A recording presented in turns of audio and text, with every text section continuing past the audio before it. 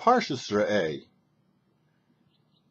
Moshe commands the Jewish people of something known as shchutei chutz, eating meat because you want to eat meat. This commandment doesn't appear in the Bible before because when the Jews were in the desert, they didn't eat meat just because they wanted to eat meat. The only meat that they ate were the sacrificial peace offerings.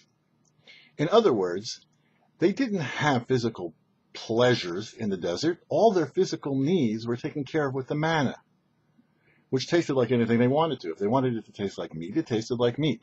But to fulfill the mitzvah of offering a peace offering, then they would eat meat. Once they entered the land, and they had to work for their bread, so now they had to process the meat. And there's a whole specific way of doing it, such that the meat itself can act as a vehicle for holiness. We have a period of our daily lives which is similar to the desert, when our needs are met, you might say. At the very onset of the day, we've just woken up, and it's time to direct our mind and hearts to prayer.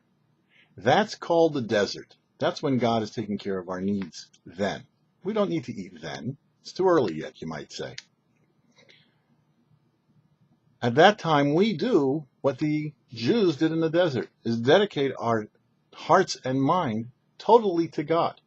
And indeed, the time of the morning prayer is referred to as our daily Shabbos, the time when the world just goes away. It's a time to dedicate ourselves, to set our heads straight, and then, afterwards, it now becomes our obligation to go into the world and to deal with the physical pleasures of the world, to utilize them for serving the Almighty. For the YouParsha, I'm Herschel Finman.